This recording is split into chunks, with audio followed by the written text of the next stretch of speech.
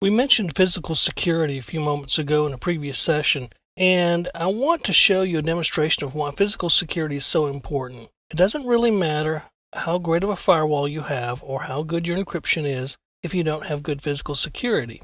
Let's say that you had someone come into your area and you left your machine open. What could they do to you?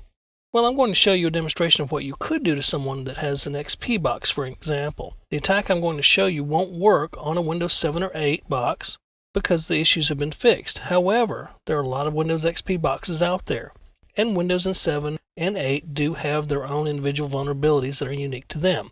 So what I want to show you is a cute little trick you can pull if you get the chance. A few minutes is all it takes. And if you happen to be in a situation where you have access to a Windows XP box that's unlocked, you could try something like this. You could be in System 32 in the command prompt and copy cmd.exe to sethc.exe.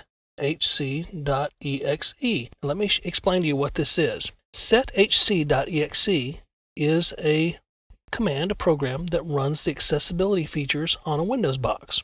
It runs under the system account. Now remember, you have the administrator account, which can do everything. It's the root account essentially. But you also have a system account that's a little bit higher that can do even more than administrator. That's the machine's own account, and it's far more powerful, but it doesn't log in interactively and you can't use it for anything. Services and so forth could use it in older versions of Windows to carry out their tasks.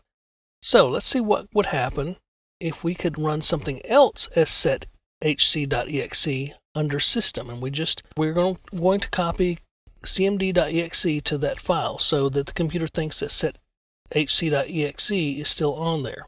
So we're going to override it and say yes. Now we're going to log out, and normally by accessing the sticky keys and so forth, you hit Shift 5 times. So when you hit Shift 5 times, you get the little warning and you get the Shift keys and the other accessibility keys turned on. So let's hit Shift 5 times and see what happens. 1, 2, 3, 4, 5. I got the sticky keys warning, but that's really from my Windows 7 host machine, so we don't want to turn that on. But what did I get in the Windows XP box? I got a command prompt, and I haven't even logged into the box. I'm still at the login prompts, the little cute pictures here.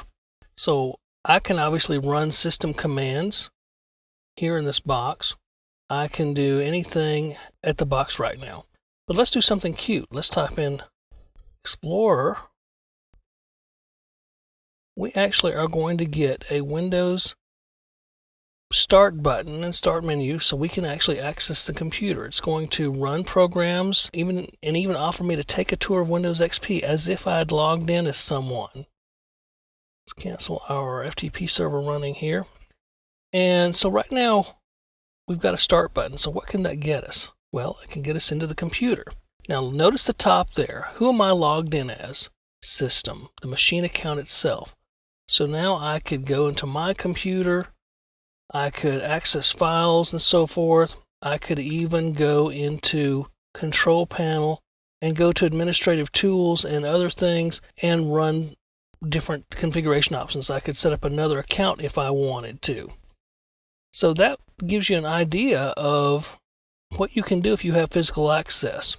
And I haven't even logged in yet. So pretty cute little trick.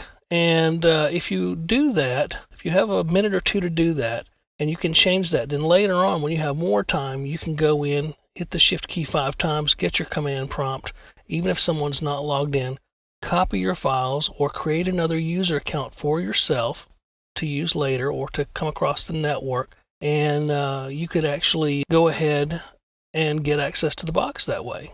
And all it requires is a couple of minutes of physical access to this Windows XP box to do just that. So we've compromised the Windows XP box. We got physical access.